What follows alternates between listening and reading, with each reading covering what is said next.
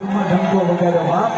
એટલે આજે આમાં બધો આનંદમાં આનંદ છે એટલે મોજ બોલવી છે સવાર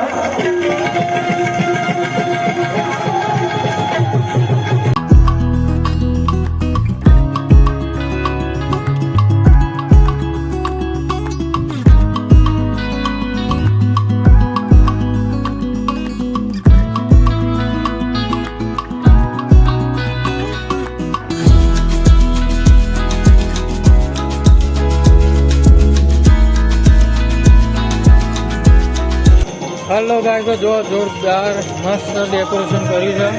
लाइट નું फोटाમાં કેમેરામાં એટલું બધું નહીં દેખાતું ભાઈ પણ રિયલમાં દેખાતું બહુ મસ્ત ડેકોરેશન લાગે છે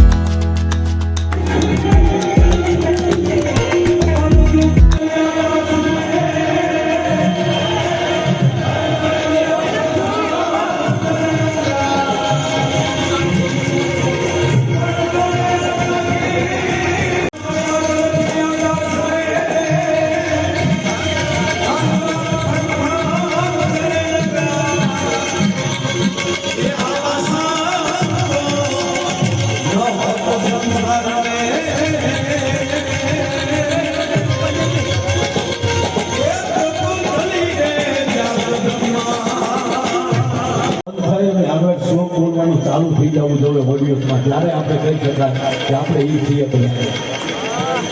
આપણે શું છે અત્યારે લેબલમાં નીકળ્યા છે હું હમણાં જ એની ઓફિસમાં બેઠો છું મુસ્લિમ ભાઈ છે એને ખરેખર ધન્યવાદ આપ્યા કે એનો એ સમાજનો દીકરો ઋષિકેશભાઈ 10માં નાપાસ છે તેને પહોંચ છે પણ આજે અમે અહીંયા ચોકમાં બેસીને આવા મહાપુરુષની રજત જયંતિમાં આજે અમે સંકલ્પ કરશું કે અમે કોઈ એવું ઘર નહીં હોય કે સવારમાં વહેલું જાગીને આખું ઘર ભેગું થઈને પહેલા ભગવાનની પૂજા કરશું પછી અમારું કાર્ય કરશું આવું કરનારા કેટલા ટકા 25% અત્યારે નીકળે કદાચ 25% નીકળે હવે 105 એવા પરિવાર હોય તે હવારમાં પૂજા પાઠ કરતા હોય બાકી તો હવારમાં જાગતા હોય ચા ખાઈ કારણ કે ચા ગાને કેમ એની કુળદેવી હોય અરે એક બેને તો એના પત્ના કર્યા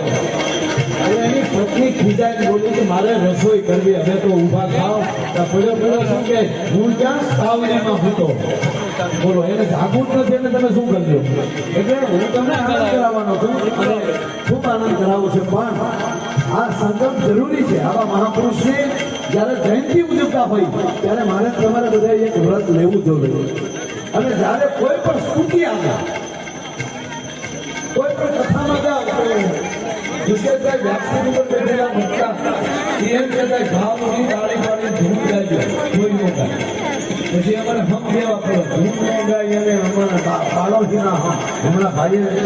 પરમહંસને કોઈ પ્રશ્ન કર્યો હતો એ સમયમાં કે તમારા હજારો શિષ્ય છે તમે કેવળ વિવેકાનંદ ઉપર કેમ કૃપા કરી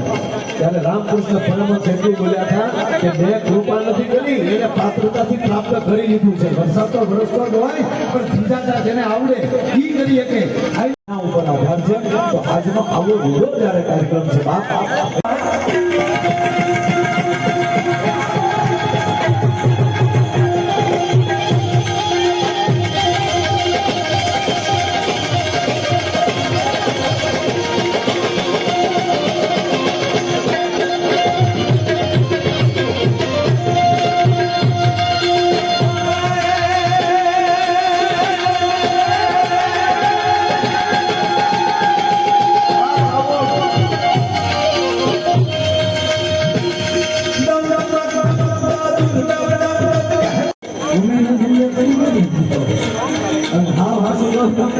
જેમાં સમજાય નહીં એમ જ બધા આવે છે.